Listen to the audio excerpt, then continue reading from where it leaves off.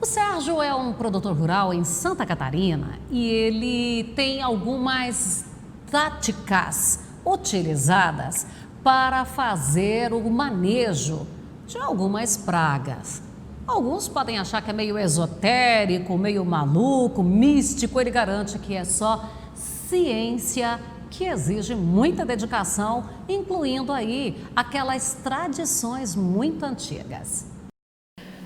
Nossa conversa com o Sérgio Bento, e o Sérgio ele é produtor rural em Santa Catarina e tem umas atividades diferentes e curiosas. Sérgio, você disse que consegue ter um domínio sobre aqueles animais, sobre aqueles seres vivos, não precisam ser só os animais maiores, que não são bem-vindos à propriedade, especialmente quando eles chegam em grandes manadas, varas, grupos, como por exemplo os javalis na sua região, né? O que é esse trabalho? Parece que é algo assim mental. Como é que funciona isso? É um processo bem interessante. Ele foi sistematizado por um médico americano no final da década de 1920 no tratamento de saúde para o humano. E aí, a partir do tratamento de saúde para o humano, a pesquisa começou a evoluir e chegou para a agricultura.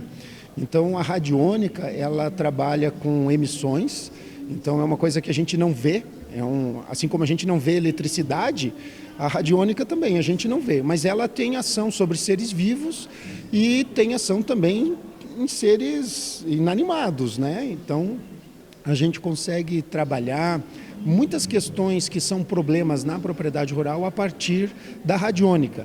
Existem máquinas hoje, existem várias máquinas, mas tem duas, uma que é fabricada no Brasil, inclusive, que tem uma atividade muito interessante, e uma máquina que foi desenvolvida na Alemanha e foi patenteada depois nos Estados Unidos e é comercializada nos Estados Unidos, que facilita muito o processo da radiônica. Deixa só para a gente entender melhor. Seria algo como se fosse uma emissão de uma corrente mental, algo assim meio místico, ou não tem nada de místico nisso? Não tem nada de místico, né? O místico não se sustenta, porque chega num ponto em que você não consegue achar uma resposta para aquilo. Seriam quase ondas sonoras. São ondas, mas não são sonoras. Embora se propaguem no mesmo veículo que a onda sonora, que é o ar, a onda sonora vai pelo ar. A onda radiônica, ela vai pelo ar, mas ela vai também por meio sólido. Ela não encontra uma barreira, ela é como uma onda eletromagnética. Então também seria aquela mesma situação do som, né? Que eu bato aqui, se eu colocar o ouvido ali, às vezes fica até maior aquela emissão. Então a onda radiônica, ela também tem esse mesmo caminho. Sim, ela segue o caminho da natureza e ela pode ser potencializada como a onda sonora é potencializada por um alto-falante, por um equipamento, por uma concha acústica. E essa potencialização da onda radiônica não vai afetar a mim, ser humano? Não. Pelo menos não para essa função, né? Porque daí poderia também desenvolver ela especificamente para humanos. Não, porque, por exemplo, se eu arrancasse toda a minha capacidade, meus equipamentos auditivos do meu corpo, a onda sonora não me afetaria mais. Né? Claro que se você for afinando ela daqui a pouco ela me afeta, mas não me afetaria. A radiônica, ela tem endereço certo. Então, por exemplo, na agricultura, por exemplo, a gente trabalha muito com insetos, né? Os insetos são problemáticos. Então, se eu tenho, por exemplo, uma vaquinha diabrótica lá e eu encaminho a radiônica para a diabrótica, um outro inseto não vai nem se aperceber que a radiônica foi feita. Esse médico que eu te falei, o Dr. Abrahams, que foi quem sistematizou isso, ele também descobriu isso. Então, ele tinha processos de cura e quando ele descobria, porque tudo é onda, né? Tudo é vibração. Quando ele descobria essa vibração para o rim, ela não interferia no baço, no fígado, ela ia para o rim. E com os seres vivos na natureza é a mesma coisa. A radiônica tem o endereço certo. Então, se você está enfrentando um problema com invasão de javalis, você pode pegar a onda radiônica e deixá-la, vamos dizer assim, regulada para os javalis. Você pode fazer isso. Eu já fiz isso e funciona, claro. Eles não entram na sua propriedade, ali a partir daquele momento que você emite aquelas ondas. E por quanto tempo essas ondas ficam ainda em validade? Hoje já se tem uma ideia disso? Olha, às vezes 30 dias, às vezes 60 dias. Então, tudo vai depender de uma série de fatores. Por exemplo, eu tenho uma família de javali. Essa família de javali ela já estava na área e ela foi afetada, ela recebeu essa informação. Ela não volta. Mas veio uma outra que foi... daqui a pouco teve um problema numa outra propriedade, alguém tocou ela de lá e ela veio. Então, de repente, no outro dia, a gente pode ter esse problema. Assim, aí você falou da vaquinha, de lagartas, também pode fazer isso, por exemplo, está tendo ali um ataque de lagartas na soja. É possível fazer? Tem áreas de tamanhos a serem feitos? É possível fazer para qualquer ser vivo. Quanto à área, o tamanho, depende muito da pessoa que faz. Porque existem habilidades sensoriais da pessoa, porque qual é o comprimento dessa onda? É aquele, vamos levar de novo para a onda sonora. É como o meu potencial de grito e o seu. Exatamente, é diferente. Então eu preciso descobrir isso.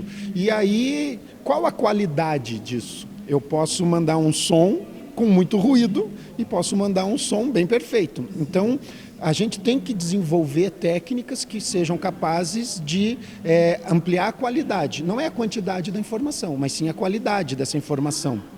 E aí você pode fazer isso para uma área considerável, né, sem limite. Não teria limite. Você pegar... Eu tenho um talhão de 200 hectares, você faz. Eu tenho uma propriedade de 2.000 hectares, você faz. E você falou que tem uma máquina. Para operar essa máquina, primeiro, é uma máquina muito grande e a operação dessa máquina é muito complicada? Não, é uma máquina pequena, pequenininha mesmo, né? 20 centímetros por 15, só que o que acontece? A pessoa precisa se desenvolver para utilizar a máquina. Então, são processos, por exemplo, que nós ocidentais não fazemos. Meditação. Quantos ocidentais fazem meditação? Nem dão valor para isso. Então, ele conhece muito do exterior e não conhece do interior. Então, para você ser um bom radiônico, trabalhar com a radiônica, você precisa ser um bom radiestesista. Você precisa estudar essas energias e como trabalhar com essas energias. Então, a máquina da radiônica, ela trabalha por um princípio de diagnóstico de radiestesia. Então, nesse caso, eu preciso de um conhecimento além do agronômico. Precisa de um conhecimento além do agronômico, sem dúvida, né? E por isso que muitas pessoas falam, então isso é místico. Não é místico. Ela só não tem capacidade de fazer. Então, como eu não tenho capacidade de fazer, eu digo que aquilo é místico, que aquilo não existe, mas, né, na realidade é porque ela não consegue fazer. Então, ela ainda não se estudou, não se trabalhou para que ela saiba fazer aquilo, né? E se eu quiser contratar o Sérgio para ir lá na minha área fazer, tem jeito? Não. Tem jeito de a gente orientar, estudar, né? Eu já trabalho bastante, não me arruma trabalho, não. Sérgio, eu acho que o assunto é bem gostoso, ele é diferente. Obrigada, viu, por esse bate-papo, foi muito bacana. Legal, a gente fica assim meio até com o pé atrás, porque como é um assunto não usual, né? A ciência oficial não reconhece isso. Mas é real, existe, eu faço e eu não vou lá cobrar e fazer para alguém, mas quem quiser aprender, a gente ensina e mostra que é possível. Eu descobri uma coisa muito interessante. A nossa região, todo o Brasil, né, existia no passado muitos benzedores, extremamente eficientes e eficazes naquilo que eles faziam. Chegavam, de acordo com os antigos, a ter curas. Cobra, quem nunca viu falar de um benzedor que tirava cobra? Olha, se um benzedor consegue tirar uma cobra, e você já deve ter visto falar sobre isso, por que o benzedor não poderia tirar o javali? Aí a gente vai estudando, né? Eu estudo isso já há alguns anos, aí eu fiz essa relação. Todo benzedor, ele estava fazendo uma radiônica, só que como não havia uma explicação científica, não havia um nome para aquilo.